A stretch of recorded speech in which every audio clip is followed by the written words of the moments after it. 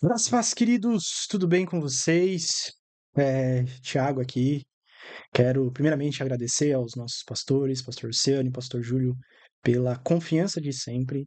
Nessa noite eu estarei conduzindo a nossa igreja ao capítulo 5 de Apocalipse, tá? A gente vai estudar do verso 1 ao verso 14, tá? Eu fiz alguns slides aqui que vai facilitar um pouco o nosso entendimento. Eu sei que tem bastante slide, mas eu vou ler pouca coisa, porque a ideia é a gente tratar, e esse capítulo ele é muito rico. Então, esse assunto talvez daria para fazer pelo menos umas 2 aulas, mas pela graça de Deus eu consegui aí resumir o tema central ah, dessa aula, né? E hoje a gente vai falar um pouquinho. Eu dei um título para a mensagem de hoje que é Para onde caminha a história, tá? Esse é o assunto, é o cerne da nossa mensagem de hoje, tá? Mas antes de eu começar, eu gostaria de fazer uma oração com você para que Deus possa preparar o nosso coração para poder receber essa mensagem, tá? Então, curve as vossas cabeças e oremos ao Senhor. Pai, obrigado, Jesus, por esse privilégio que temos aqui, Senhor Deus, de poder estudar a tua palavra, Senhor Deus.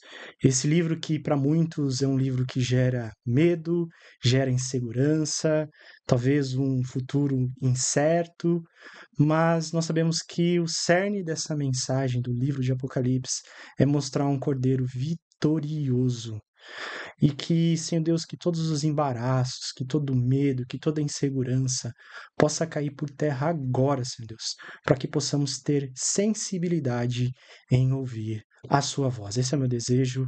Eu agradeço em nome de Jesus. Amém. Bom, queridos, vamos então começar a tratar um pouquinho a respeito do livro de Apocalipse e introduzir. Eu não vou fazer a leitura corrida do texto, porque eu acho que se tornaria uma coisa bem cansativa para vocês que estão em casa.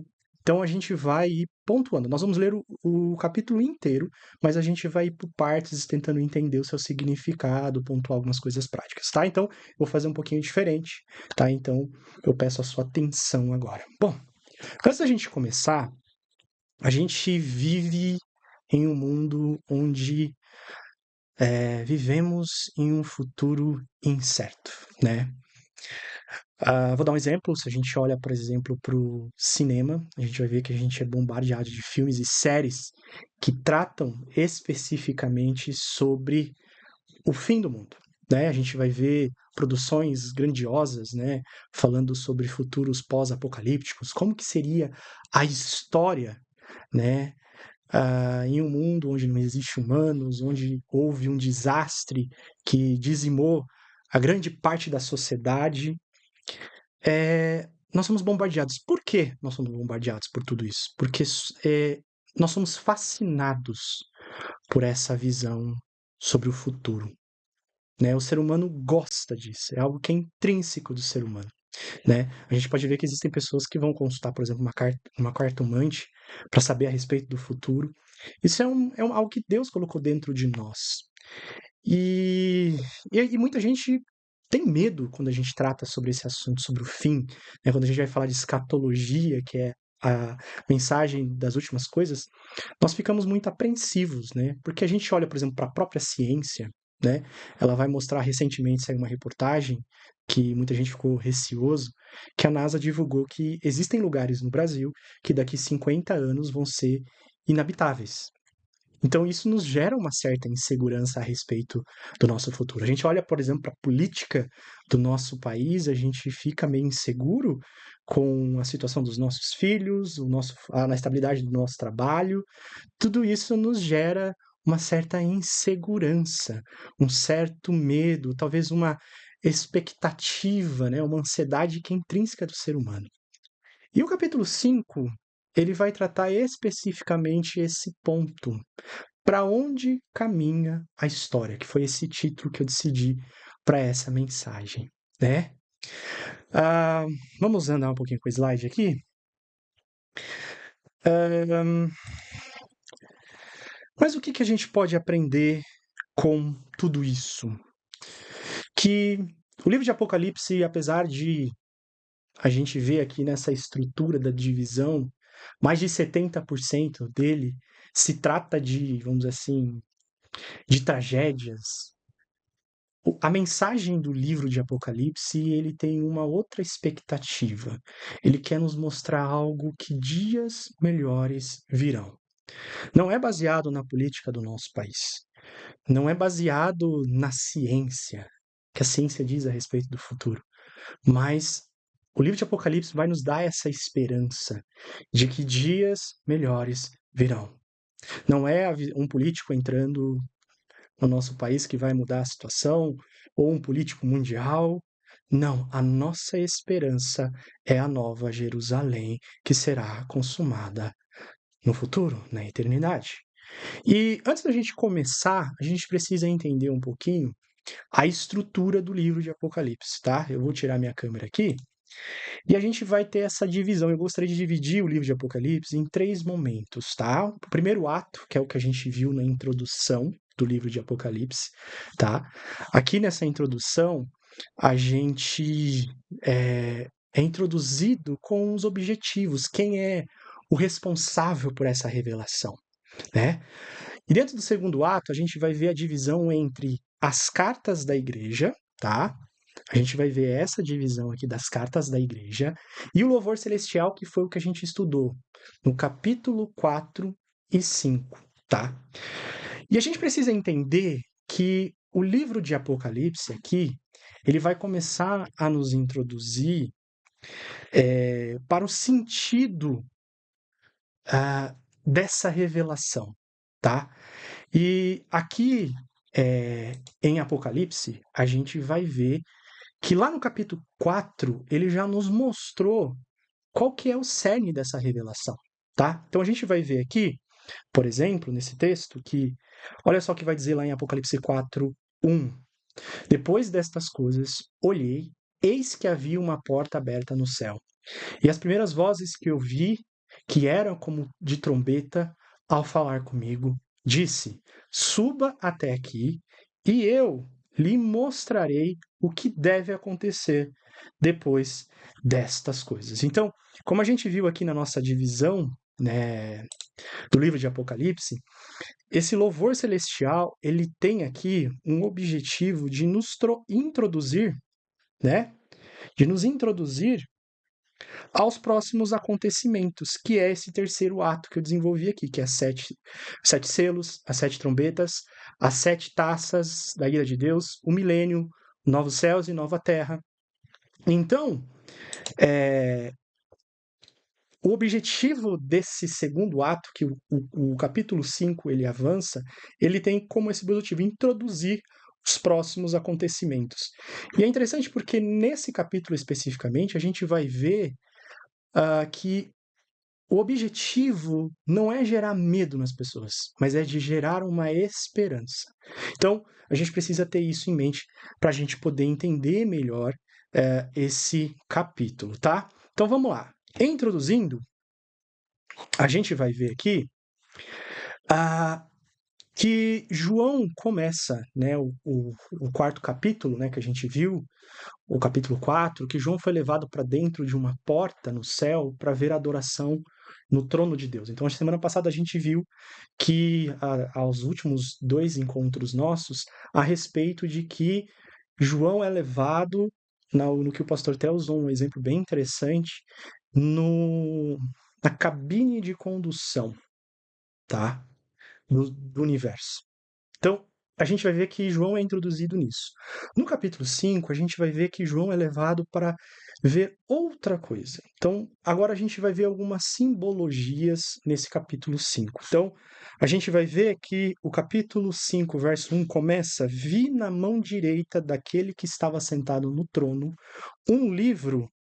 A gente vai ver aqui, ó, um livro escrito por dentro e por fora e todo selado com os 7 selos, tá? A gente vai ver, até coloquei aqui em maior para a gente poder observar. Olha só, vi na mão direita daquele que estava sentado no trono um livro na forma de rolo, escrito por dentro e por fora, selado com 7 selos, tá? E vi também um anjo forte que proclamava com voz forte: Quem é digno de quebrar os selos e abrir o livro? Ora, nem nos céus e nem sobre a terra, nem debaixo da terra, ninguém podia abrir o livro, nem mesmo olhar para ele.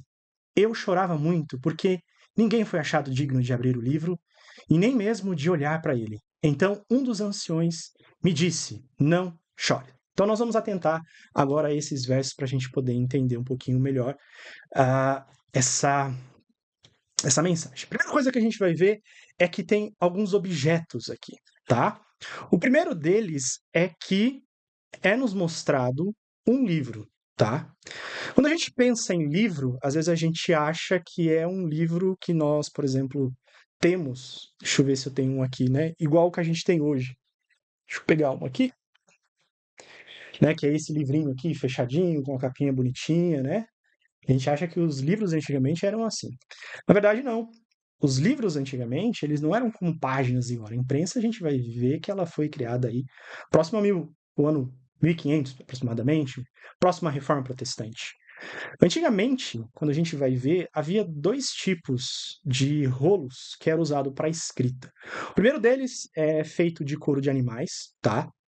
Ah, esse era um produto um pouco mais caro, então não era. Se a gente for olhar para a história, a gente vai ver que grande parte dos manuscritos eles eram compostos por esse aqui que a gente vai chamar de papiro, né? E não um pergaminho, porque o pergaminho era algo que durava mais, porque ele era feito de couro de animais, como a gente está vendo aqui nessa, nessa primeira imagem aqui, tá? Essa primeira imagem representa mais ou menos como era os livros naquela época, tá? Os que são os pergaminhos feitos de couro. E o que era mais barato era o papiro, tá? E a gente vai ver as dimensões mais ou menos para a gente entender. O papiro em média tinha aproximadamente, deixa eu só colocar aqui, aproximadamente 25 centímetros, tá? Os rolos dos manuscritos tinham em média 10 metros de comprimento, tá? E normalmente se escrevia somente de um dos lados, tá? Então, basicamente, a gente vai ver que era assim que funcionavam os papiros. Provavelmente os rolos podem ter sido usado um dos dois, não se sabe exatamente, mas a gente vai ver que o texto deixa muito claro que era rolos, não é o livro que a gente tem hoje, tá? Então a gente precisa entender um pouquinho a respeito disso. E a gente vai ver que é algo diferente aqui. Como a gente percebeu, não era comum se escrever em rolos, né? Nos dois lados. Então a gente vai ver mais uma vez o texto bíblico quebrando essa expectativa. Então, ou seja, algo interessante a gente tem nesse texto, tá? E para a gente ter mais ou menos uma ideia de como seria essa revelação, é mais ou menos esse tipo, né? O rolo da revelação que nós vemos aí no capítulo 5. E a gente vai ver que o texto vai destacar que havia 7 selos, tá? Então, esses selos eram feitos de uma pasta, né? Provavelmente, eu até coloquei aqui, de uma cera, né? Que você colocava e usava um brasão, algo do tipo. Então, ele vai usar um elemento da cultura romana para a gente poder entender o significado disso. Então, ou seja, ali existe algo escrito dentro dele, tá? Então, a gente vai para a primeira pergunta, né? O que tem dentro desse rolo, né? Então, quando a gente olha para esse texto, deixa eu tirar minha foto aqui, a gente precisa ver que dentro desse conteúdo do livro, a gente tem algumas possibilidades de interpretação, tá? E eu coloquei as 4 principais, tá? Tem muito mais, mas eu trouxe para vocês os que eu achei mais interessante e que faz um certo sentido. Então, a primeira a primeira possibilidade de interpretação para identificar o conteúdo desse livro é que é o livro da vida do Cordeiro, tá? A gente tem algumas referências aqui que eu coloquei para vocês, tá? A gente tem aqui algumas referências bíblicas eh, que pode indicar que ali tem o nome dos redimidos que serão divulgados, tá? Por essa razão, a gente vai encontrar nesse livro uma quantidade grande, tanto que estava escrito tanto por dentro como por fora, tá? Só que a gente tem um certo problema com essa interpretação, tá? Então essa é uma possibilidade que a gente encontra aí. A segunda é as bênçãos e as maldições da Torá, tá? A gente vai ver que no Antigo Testamento, né, a gente vai ver que a Torá, como ela tinha tanto bênçãos como maldição. No Antigo Testamento, a gente vai ver que existia uma teologia que a gente chama deuteronomista, que é a justiça retributiva. O que seria isso? De que se você fizesse determinadas coisas da lei, você seria abençoado. Se você não fizesse isso, maldição vinha sobre você. E a gente vai ver muito isso. O povo faz o que é certo aos olhos de Deus, aí o povo se desvia, começa a adorar os outros deuses, aí a gente vê, por exemplo, nos juízes, Deus então permite que os povos à sua volta façam com que o povo de Israel sofra. Então, essa é uma possibilidade de interpretação, porque a gente vai ver que se condiz muito com os próximos capítulos, que a gente vai ver o juízo de Deus vindo sobre os inimigos, tá? Por essa razão, essa é uma interpretação bem interessante. A terceira é a herança dos santos, tá? Ah, essa é uma outra possibilidade de interpretação, que nesse papel, depois da morte de Jesus, a gente vai ver que esses selos eles são rompidos e o conteúdo dele é revelado, tá? Então, o objetivo desse livro é de que a herança que a gente vai ver, principalmente no capítulo 20 para frente, Apocalipse, seria essa revelação dessa herança dos santos, né? Quando a gente olha para o Antigo Testamento, a gente vai ver muito a característica de um testamento. Então, o testamento só era rompido quando alguém morria. E aí sim mostrava as vontades de uma determinada pessoa. Então, essa é uma possibilidade de interpretação. E o que eu acho mais correta é a visão número 4, que é o plano redentor de Deus, tá?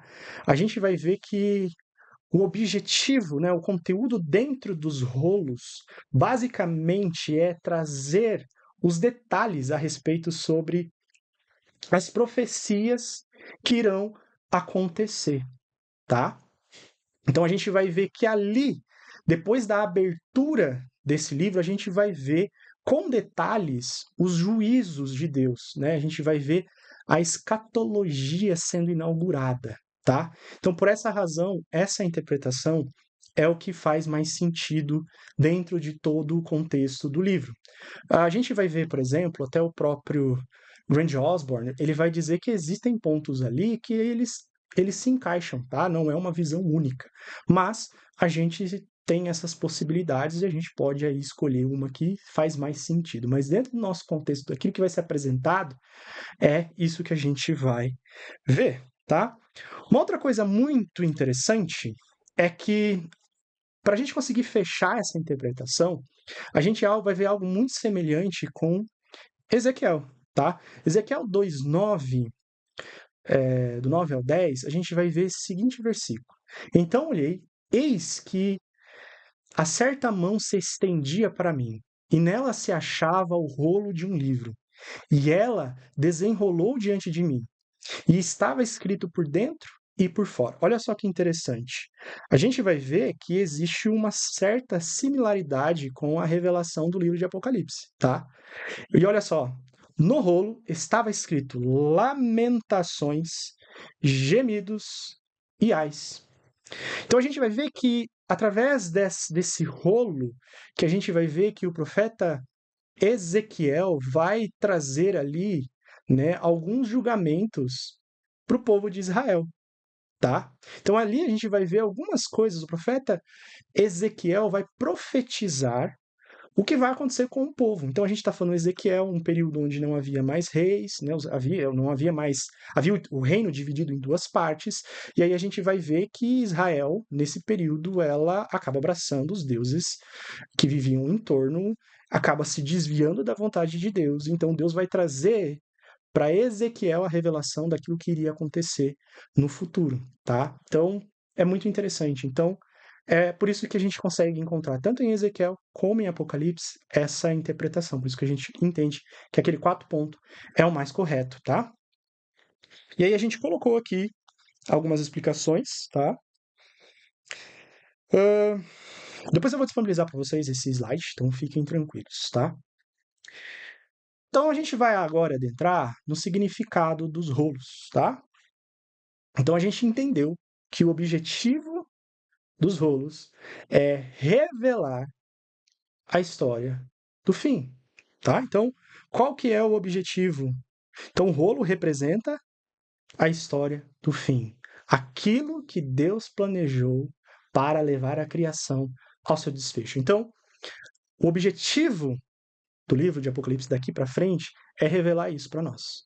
Qual é o desfecho da criação?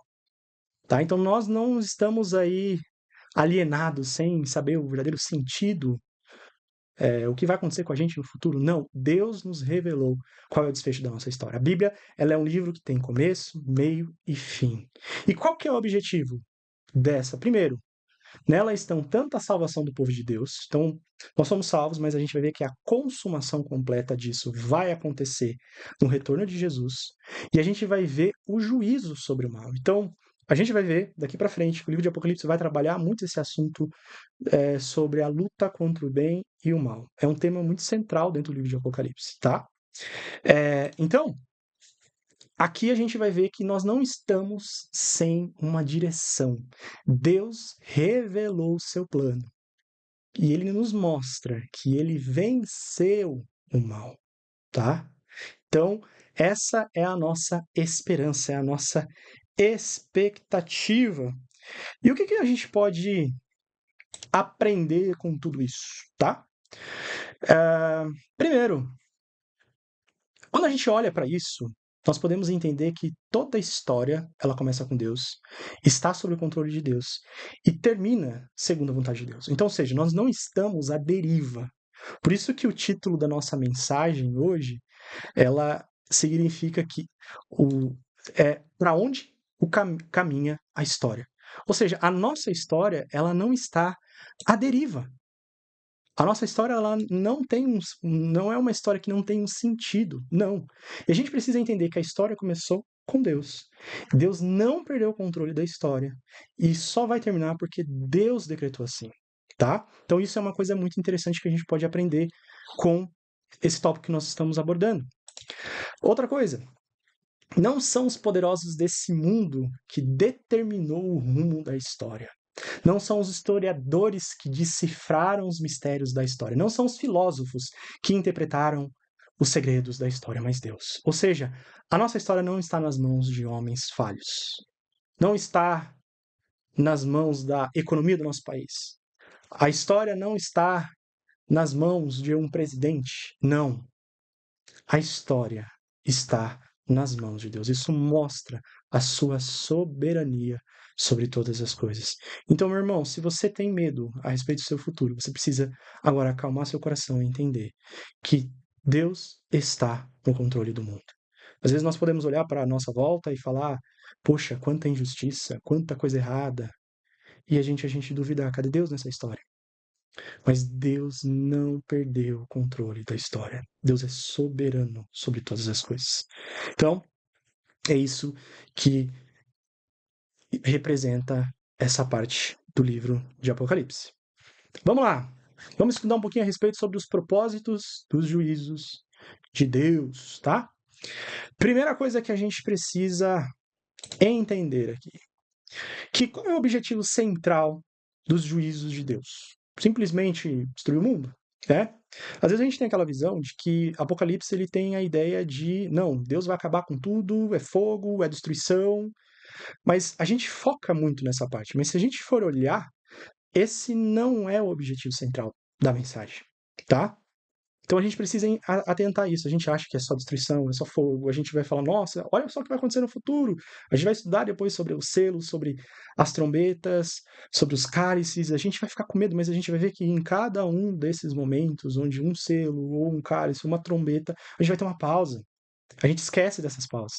Mas a gente precisa entender que qual é o objetivo central do juízo de Deus? Primeiro, é o juízo sobre as nações, tá? Então, como Ezequiel, a gente vai ver é que o juízo veio para o povo de Deus, a gente vai ver que a mensagem central do livro de Ezequiel é um convite para o arrependimento. Então, Apocalipse é a mesma coisa. Por que Deus vai permitir tudo isso? Porque é um convite que Deus está fazendo para que as pessoas se arrependam. Se a gente olhar, por exemplo, quando a gente estudou as, as igrejas, né? As 7 igrejas da Ásia, a gente vai ver que todo final termina com a ideia de um arrependimento, uma nova chance. Então, quando a gente olha, por exemplo, para Apocalipse, é como se Deus estivesse fazendo um convite: arrependam-se, ainda dá tempo. Mesmo acontecendo tudo isso. Né? Eu gosto de um teólogo que chama-se Scott McKnight. Ele tem uma frase que os juízos de Deus, escrito em Apocalipse, não devem ser vistos apenas como punição, mas como atos de disciplina de Deus. Ele tem como objetivo de corrigir o caminho das pessoas e conduzi-las de volta ao Cordeiro. Então, assim como a gente vai ver Deus no passado permitindo situações terríveis sobre Israel, a gente vai ver qual era o objetivo: convidar o povo ao arrependimento, a voltar ao que é certo. Então, a gente precisa entender que os juízos de Deus têm como esse objetivo. Vamos lá, outra coisa que a gente tem aqui, a restauração de todas as coisas. Esse é um dos objetivos centrais. Então, quando a gente vê todo esse cenário de juízo, a gente precisa entender que tem um objetivo primeiro. Até coloquei aqui. O juízo é necessário para purificar a criação de Deus e resgatá-lo do cativeiro da degeneração. Então, ou seja, o objetivo central do juízo de Deus é esse: purificação e resgate do povo. E isso é muito interessante porque aí a gente precisa voltar um pouquinho para entender todo o limite da história. A gente precisa ver, voltar para o início. Quando a gente olha, por exemplo, para Gênesis, a gente vai ver que quando o homem pecou, a gente acha que o pecado afetou somente nós. E não é isso que o texto bíblico nos mostra. A gente vai voltar lá para Gênesis. Gênesis vai nos mostrar, lá no 3:18, que depois do pecado, a terra começou a produzir primeiro cardos, abrolhos, e tu comerás das ervas do campo. Ou seja, a consequência do pecado não afetou apenas a nossa natureza, mas ela afetou o mundo. Então, o objetivo principal de Deus através dos juízos é o quê? Vamos voltar lá. Purificação da criação e o resgate desse cativeiro, que é o mal que afetou toda a natureza. E a gente vai ver que isso conversa muito bem com o apóstolo Paulo, que ele vai dizer o seguinte lá em Romanos capítulo 8, verso 19 ao 22. A natureza, né, a ardente expectativa da criação aguarda a revelação dos filhos de Deus, pois a criação está sujeita à vaidade, não por sua própria vontade, mas por causa daqueles que a sujeitou, na esperança, olha só, na esperança de que a própria criação será liberta do cativeiro da corrupção para a liberdade da glória dos filhos de Deus. Porque sabemos que toda a criação a um só tempo geme e suporta as angústias até agora. O que a gente percebe nesse texto aqui? Que, primeiro, o objetivo que a natureza ela aguarda não só a revelação dos filhos de Deus, mas dessa esperança de que a natureza ela será liberta da corrupção do mal. Então, quando Jesus vier em glória, não vai ser apenas a nossa natureza, né, que não vai haver mais o mal, mas todo o planeta Terra será transformado. E isso é uma das coisas maravilhosas. Essa é a esperança. A gente vai ver que a criação geme, ela sofre, aguardando esse momento. Então, por isso que a gente vai ver que quais então são os dois princípios dos juízos de Deus? Primeiro, chamado arrependimento. Segundo, o juízo é necessário para a purificação da criação e o resgate do cativeiro da degeneração. Tá? Então, esses são os dois principais objetivos dos juízos de Deus. Amém? Vamos falar um pouquinho a respeito da sequência no texto? Vamos ler um pouco o verso 2 ao 4, porque aqui tem bastante coisa interessante para a gente explorar. Vi também um anjo forte que proclamava em grande voz: quem é digno de abrir o livro e de desatar os selos? Ora, nem no céu, nem sobre a terra, nem debaixo da terra, ninguém podia abrir o livro, nem mesmo olhar para ele. E eu chorava muito, porque ninguém foi achado digno de abrir o livro, nem mesmo de olhar para ele. Então, olha só. Primeira coisa que a gente vai ver nesse texto aqui, voltando. Algumas coisas bem interessantes. Uma voz de um anjo aparece e a gente vai ver que não existe ninguém digno de desatar. Então, ou seja, dentro dos rolos existe algo que a gente precisa ver, que é essa revelação do que vai acontecer. Mas a gente olha, né, João vai olhar para a sua volta e ele vai ver umas coisas bem interessantes. Primeira coisa que a gente vai ver é que ninguém foi achado digno para abrir o livro, né? Então, a gente vai olhar, por exemplo, que primeiro, no céu não tem ninguém. Não é Miguel, não é Gabriel, não são os serafins, não são os querubins, não são os anjos, Abraão, Moisés, Elias, Paulo, Pedro, Maria. Ninguém dessas pessoas são dignas de abrir esse livro. Então, ou seja, essas pessoas não conseguem. Nenhum homem, por mais poderoso e influente que possa, ele não consegue também, ele não é digno. E aí a gente vai ver que o texto vai falar que, primeiro, no céu não há ninguém, tá? Deixa eu só pegar uma outra cor aqui. Então, primeiro, no céu não há ninguém. Segundo, na terra, muito menos, não há poderosos, não há ninguém. Debaixo da terra, a gente está falando das mais profundezas da terra. Pode ser que aqui o sentido tenha a ver que nem demônios, ninguém pode abrir, nem mesmo olhar para ele. Então, nós estamos diante de uma situação crítica, que não existe ninguém capaz de abrir esse livro. Isso gera um certo desespero em João. Por isso que ele começa a chorar. Porque e isso a gente pode aprender algumas coisas muito interessantes. Primeiro, que há aqui, primeiro, uma clara e hipotência humana para desvendar o futuro. Então, a gente vê que tem muitas pessoas que gostam, né, de falar quem é o anticristo. Existem pessoas que gostam de falar o que vai acontecer no mundo. Existem pessoas que gostam de criar teorias de conspiração com as nações, com as economias. Tem pessoas que são corajosas de dizer o dia da vinda de Jesus. O que a gente deixa claro aqui que a respeito do futuro, não existe ninguém que é capaz. Isso mostra o quanto nós somos pequenos, nós somos insignificantes com o controle da história. E aí começa a pergunta: então quem é digno para abrir esse livro? Isso gera um desespero. E isso é uma das coisas que a gente vai ver com o João e remete muito a nós, a nossa impotência, né? Nós podemos olhar para o mundo, ver tudo o que está acontecendo e a gente ficar barbarizados, porque a gente vê cada vez mais jovens se drogando, a gente vê terrorismo, cristãos sendo mortos, cada vez uma intolerância religiosa crescente, e isso nos deixa inseguros a respeito do futuro. E a gente não consegue, a gente não tem controle. Não é o nosso voto que vai mudar isso. Isso nos mostra a nossa impotência diante o rumo da história. Por isso que João chora, porque ninguém ali era digno. Se os serafins que estão ali, que declaram santo, né, a gente vai ver os grandes heróis da fé, todos eles ali, nenhum deles são dignos a respeito sobre o rumo da história. Então, é isso que a gente vê. Por que João chora? Primeiro, porque isso parecia frustrar a promessa de Apocalipse 4:1. Segundo, porque a história estaria à deriva como um barco sem leme. Esse é um dos motivos principais porque João chora. Mas a gente vai ver que o texto não para por aí. Ele continua.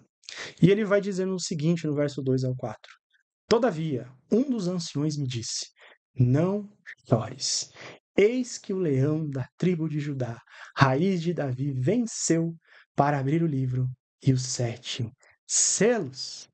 O que isso nos mostra? A gente vai ver que os 24 anciões se aproximam de João. A calma fala: para. Parecei o João Kleber aqui. Calma, existe uma pessoa que é digna. Existe uma pessoa. Quem? O leão da tribo de Judá, raiz de Davi. Em Cristo, a história encontra seu centro, seu governo e sua redenção. É em Cristo que encontramos o rumo da história. E a gente vai ver um pouquinho mais algo muito interessante. Para a gente entender um pouquinho, o texto vai nos mostrar algumas curiosidades bem interessantes. Então a gente vai ter que ver que existem duas coisas muito importantes, duas figuras aqui. Primeiro, a gente tem o leão da tribo de Judá e a raiz de Davi. São essas duas figuras. Para a gente poder entender aqui, a gente vai ver que existem alguns atributos que são revelados aqui em Apocalipse, tá? E a primeira delas, né, a gente vai entender o verdadeiro significado do que significa o leão da tribo de Judá. A gente precisa ver que essas duas expressões, elas caracterizam Cristo como vencedor, tá? E resume a esperança messiânica completa do Antigo Testamento, tá? Então, esse é o objetivo central de os anciões apresentarem essas duas características, tá? Primeira delas, a gente vai ver, se remete a um texto de Gênesis capítulo 49, do verso 9 ao 10, que diz o seguinte: Judá é leãozinho, e da presa subsiste, filho meu. Curva-se e deita-se com o leão e com a leoa. Quem despertará? O cetro não se arredará de Judá, e nem o bastão os seus pés, até que venha Silió, a ele obedecerão os povos. A primeira coisa que a gente vai ver aqui é que é um texto que remete a algumas profecias, né? A gente vê Jacó ali trazendo bênção para os seus filhos, e aí a gente vai ver que algo se destaca ali diante dos filhos de Jacó, que o primeiro que é Judá.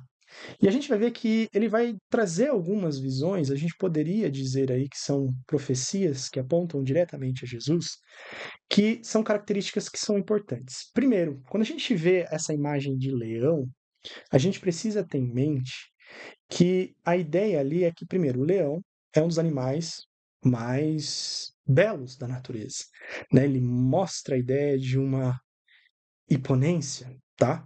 Apesar de a gente hoje, através da ciência, a gente descobrir que o leão não faz absolutamente nada, quem faz é a leoa, mas o objetivo central é de que o leão aqui, ele representa a ideia de alguém que caça, alguém que vence, tá? E ali a gente vai ver que o leão tem a ver com força, poder.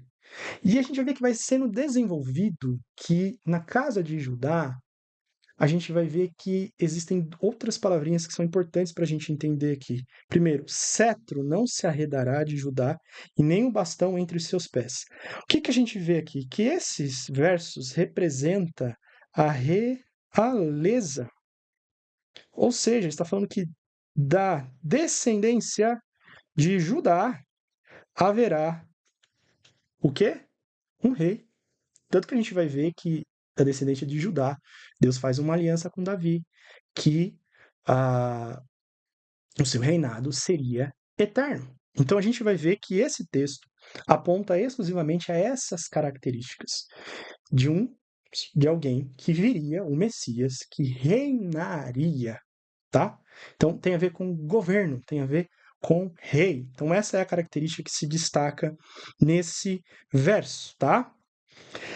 Ah, isso a gente vai ver que se depara com um texto bem complicado das Escrituras, é de que alguns discípulos, principalmente João Batista, vai ter muita dificuldade de ver essas características, tá? A gente vai adentrar para o segundo ponto, tá? Por quê? A gente vai ver que o que eles tinham em mente da expectativa messiânica do primeiro século é de que a gente veria um rei, o quê? Triunfante. E a gente vai ver que vai acontecer o oposto. A gente vai ver que esse leão, ele vai sofrer. Vai ser um servo sofredor, como a gente vai ver em Isaías. Então, a gente vai ver lá em Mateus capítulo 11, verso 2 ao 3, que João Batista ele vai mandar os seus discípulos chegarem até Jesus e perguntar se de fato ele era o Messias. Porque para eles essa ideia desse Messias humilde, sofredor, não fazia sentido para eles. Só que a gente precisa ter ideia que essa característica desse rei triunfante é algo que a gente vai ver na consumação dos séculos, nos últimos dias. Jesus primeiro se apresenta como esse servo sofredor. Por isso que a gente vai ver essa característica detalhada ali pelo ancião para João. Como a gente viu, Isaías vai falar a respeito disso.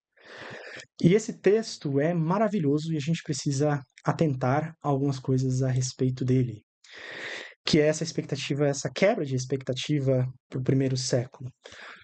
O tronco de Jessé será um rebento, das suas raízes um renovo. Repousará sobre ele o Espírito do Senhor, o Espírito de sabedoria, de entendimento, o Espírito de conselho, de fortaleza, o Espírito de conhecimento e do temor do Senhor.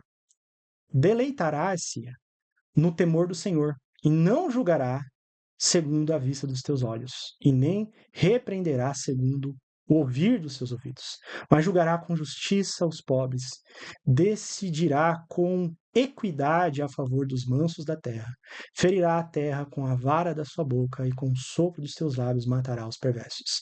E a justiça será o cinto dos teus ombros, e a fidelidade o cinto dos teus rins. Então a gente vai ver aqui uma característica sobre a raiz de Davi, a gente vai ver uma característica muito interessante.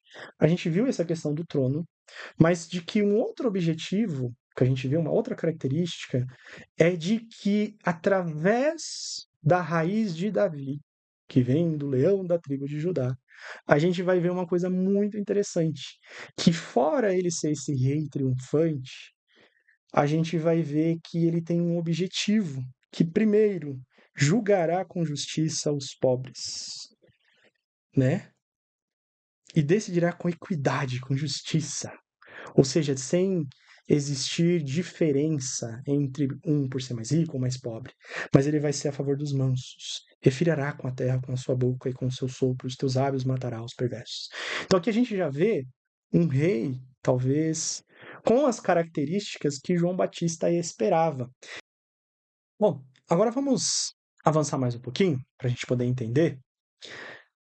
O capítulo, né, o capítulo 5, verso 6, depois eu vou mandar para vocês o slide atualizado no grupo da igreja, que a gente vai ver agora algumas características. Aqui, a gente pode dizer que é o cerne da nossa mensagem, é o coração do texto, tá? Então, a gente vai gastar mais um tempinho nesse texto para a gente poder entender algumas características que são muito importantes aqui.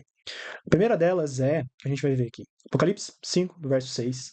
Então eu vi no meio do trono e dos 4 seres viventes, e entre os anciões de pé um cordeiro que tinha sido morto. Então, aquilo que a gente viu a respeito sobre Isaías, né, desse cordeiro, né, desse Messias, como um servo sofredor, a gente vai ver mais uma vez essas características, tá? Então a gente precisa ver que tem alguns símbolos aqui. O cordeiro que tem sido morto, tá? Então a gente vai ver primeiro esse cordeiro que tem sido morto. Ele tinha 7 chifres, bem como 7 olhos, que são os 7 Espíritos de Deus enviados por toda a terra. Então a gente precisa entender. E aqui a gente vai ver uma alta cristologia. O que significa essa alta cristologia? Significa que a gente vai ver algo muito profundo a respeito sobre quem Cristo é, tá? A gente vai ver que João usa muito isso. Se a gente for ver o texto de 1 João, a gente vai ver aqui a alta cristologia, né? Dizendo que no princípio era o verbo. A gente vai ver algo que vai muito além do nosso entendimento. É uma janela, é a revelação completa de quem Cristo é. Então é isso que significa autocristologia. E a gente vai ver que aqui vai ser esse cerne, a gente vai ver essas 4 imagens que aqui vão revelar atributos de Cristo. tá? Então, um cordeiro que foi morto, ele tinha 7 chifres, ele tinha 7 olhos e os 7 Espíritos de Deus, tá? Então, é isso que representa, tá? Então, vamos ver o que significa cada uma delas? A primeira coisa que a gente vai ver, o cordeiro que foi morto, né? A gente vai ver essa expressão. Isso é muito comum para nós que somos cristãos. A ideia do cordeiro que foi morto, ele remete muito a aquela imagem do Antigo Testamento que ficou muito marcante para o povo de Israel, que é a Páscoa, tá? Onde a gente vai ver ali a morte do cordeiro, né? E depois o sangue que são passado nos umbrais da porta, e ao passar esse sangue, o anjo da morte não entraria. Então a gente vai ver que esse símbolo do cordeiro que foi morto representa diretamente aquilo que a gente vê, essa imagem, né? Aí no tabernáculo a gente vai ver outra coisa. A ideia de que o cordeiro ali morto representa ali a propiciação pelos nossos pecados. O que é essa palavra propiciação? Propiciação era o ato, né, que você fazia, né, a entrega de uma oferta, né, no caso de um animal sendo imolado, e esse sangue, ele limpava, né, ele era aspergido sobre a Arca da Aliança, e através desse ato, a ira de Deus era aplacada.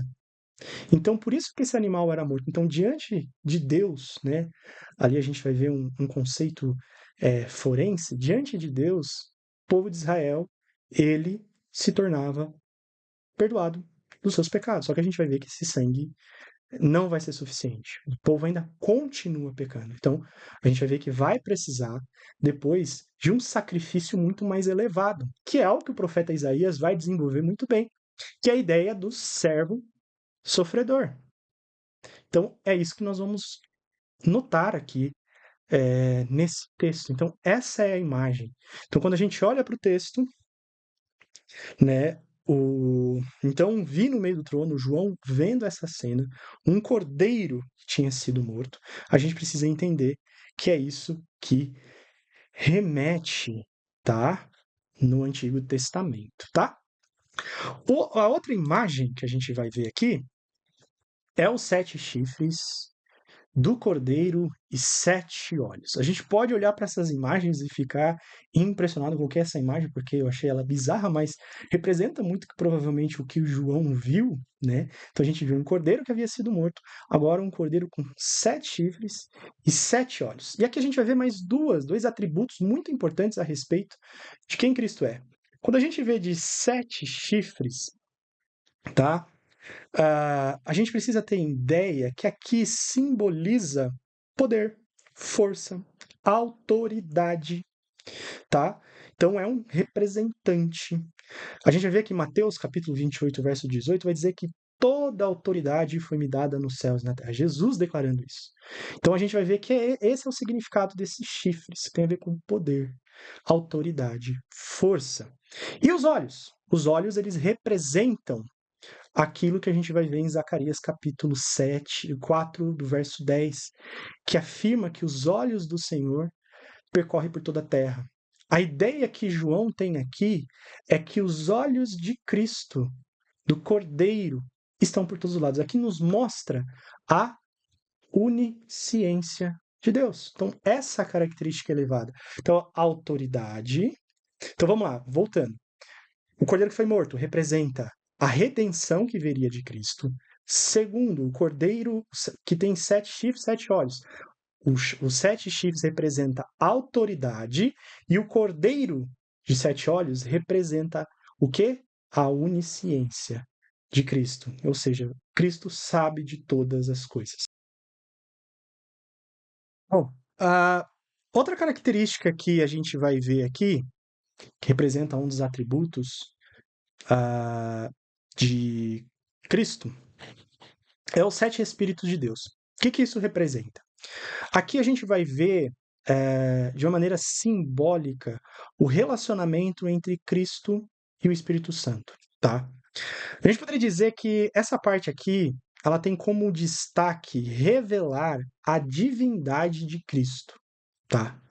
Porque ali a gente vai ver que o relacionamento entre Deus Pai, Deus Filho e Espírito Santo. Ou seja, a gente vai ver que nessa cena que João está vendo ali é a Trindade reunida. E é legal porque aqui, mais uma vez, vem se destacando um atributo muito importante. Por que Jesus ele é digno de abrir os 7 selos? De ver o livro? Porque Jesus é Deus. Então, todas essas características que são reveladas aqui têm como esse objetivo destacar a divindade de Jesus, tá? Então, que é algo que a gente vai ver que vai de contramão com o judaísmo nos dias de Jesus, que era uma visão de um Deus, né, uma religião monoteísta. A gente vai ver, nós somos monoteístas, mas a gente é monoteísta trinitário, ou seja, que acredita que Deus ele se manifesta de 3 maneiras distintas, existe apenas um Deus, mas a gente vai ver que existe uma sintonia entre cada uma dessas pessoas, e elas são, cada pessoa individual, pensa, sente e reage de maneiras distintas. Então, essa é a revelação que a gente crê. Vamos avançar mais um pouco? Agora a gente vai indo agora para o final do capítulo 5, que é um momento triunfante, onde a gente vai ver adoração, onde já vai haver louvor. Então a gente vai ver que o louvor é uma coisa que faz muito parte do livro de Apocalipse, tá? Então, vamos ver o que vai acontecer daqui para frente? Vamos lá. Apocalipse capítulo 5, do verso 11 ao 14. Vi e ouvi uma voz de muitos anjos ao redor do trono, dos seres viventes e dos anciões, cujo número é milhares de milhares e milhares de milhares, proclamando em grande voz: Digno é o Cordeiro que foi morto, e de receber poder, riqueza, sabedoria, força, honra, glória e louvor. Então ouvi de todas as criaturas que há no céu e sobre a terra, debaixo da terra, sobre o mar, de tudo que neles há, estão dizendo: Aquele que está sentado no trono e ao Cordeiro sejam louvor, honra e glória, e domínio pelos séculos dos séculos. E os 4 seres viventes respondiam: Amém. Também os anjos prostam e adoram. Então, a gente vai ver aqui que existe louvor no céu, tá? Então a gente vai ver aqui um destaque, uma cena que talvez a gente não tenha a capacidade, e João vai usar de toda a sua capacidade intelectual, usando imagens do seu dia, para tentar descrever essa cena, onde a gente vai ver milhares e milhares de anjos ali reunidos nesse momento, onde a gente vai ver Deus posicionado com seu trono ali, todos reunidos no centro, que a gente vai ver que o texto vai descrever isso. E é interessante porque quando a gente vê essa expressão milhares e milhares, é uma expressão do mundo romano, que é a expressão miríades. O que significa essa palavra? No mundo antigo, né, miríades representava o maior número conhecido. Então é como se a gente tivesse aí um número infinito. Hoje nós conseguimos mensurar um número em uma escala absurda. Mas naquela época, o máximo que eles conseguiam fazer é 10.000. Então, a raiz da palavra original aqui tem a ver com esse 10.000, que é o limite máximo que havia naquela época. Então, a ideia aqui, né, e a gente vai ver que a Almeida ela vai traduzir como milhares de milhares, porque chega muito próximo do ser original. É algo que é impossível de se contar. Então, João está diante dessa cena, olhando para essa cena, vendo esses milhões de seres celestiais servindo e adorando a Deus ao redor do trono. Então a gente vai ver que essa cena vai ocupar o centro e todos ali, essa imensa quantidade de anjos, eles vão se reunir e vão proclamar com grande voz: Digno é o Cordeiro que foi morto e de receber poder, riqueza, sabedoria, força, honra, glória e louvor. Então nós estamos diante aqui de uma cena, os anjos proclamando. Primeiro, quando a gente olha aqui a expressão digno é um cordeiro que foi morto, e de receber, todas essas honras, todas essas palavras, essas expressões que depois nós vamos entender o verdadeiro sentido, só foi possível por conta do que Cristo fez na cruz. Por isso que a gente vai ver lá remete a Filipenses, né, capítulo 2, que vai dizer que o nome de Jesus foi elevado acima de todo nome, na mais alta posição. Então a morte de Jesus coloca ele nessa posição, dele ser digno. A morte de Jesus coloca ele nessa posição. E a gente vai ver que esses atributos que são colocados aqui, a gente vai ver digno, né? Poder, riqueza, sabedoria, honra, louvor. São 7 atributos, né? Que tem a ver com a ideia de completude, né? De ser algo perfeito, completo. A gente vai ver que os 4 primeiros exaltam quem Cristo é. E a gente vai ver que isso também revela que tudo que é necessário para governar na história está plenamente em suas mãos, tá? Então, essas são as características que depois a gente vai ver o verdadeiro significado de cada uma delas, tá? Depois, os últimos 3 destacam, né? Aclamam e entronizam a realeza de Cristo. Então a gente vai ver que é reconhecido Cristo como Rei. E a gente vai ver que tudo aquilo que era dito especificamente a Deus no Antigo Testamento, agora eles são colocados, entronizados na pessoa do Deus Filho. E a gente vai ver agora os verdadeiros significados dessas expressões, tá? Quando a gente fala de poder, aqui a gente está falando do poder que se manifesta principalmente em sua morte sacrificial. Foi pela cruz que ele venceu as forças do mal. Então a gente vai ver que o seu poder é se manifestado através da sua morte. Então, essa é uma característica que a gente vê desses atributos proclamados a Cristo. Segundo, a realeza, a riqueza. A riqueza, a verdadeira riqueza não está nesse mundo, mas em Cristo. As riquezas terrenas passam, mas a riqueza que vem do Cordeiro é eterna. Esse é o sentido da palavra riqueza. Sabedoria. Cristo é a sabedoria de Deus. Sua maior demonstração da sabedoria foi entregue como sacrifício para salvar. Então é essa sabedoria entregue ao Cordeiro. Força. O Cordeiro possui força soberana de Deus, superior a qualquer poder do mal. Nenhum inimigo pode resistir o seu domínio. Então, a gente está falando dessa força. Jesus tem a força para vencer o mal. E a gente vai ver isso no decorrer dos próximos capítulos do livro de Apocalipse. Outros atributos. Honra. O Cordeiro recebe honra porque ele é exaltado por todo o céu. Ele é digno de reconhecimento, de reverência de toda a criação. Então, quando a gente fala de honra, é isso: é de você colocar, reconhecer a posição. Então, nós reconhecemos o que Cristo fez. Ele foi exaltado sobremaneira, como a gente vai ver lá em Filipenses. Glória. Quando a gente fala de glória, a gente precisa ter em mente aqui representa a manifestação de Deus em todas as suas características. Então, quando a gente fala, é a manifestação completa de Deus. Então, quando a gente fala da glória atribuída ao Cordeiro, nós estamos falando que em Cristo habita a sua plena divindade. E por final, a gente vai ver louvor. O Cordeiro é digno de todo louvor, adoração, e expressa, e nós expressamos o nosso reconhecimento de sua obra redentora e do seu senhorio, tá?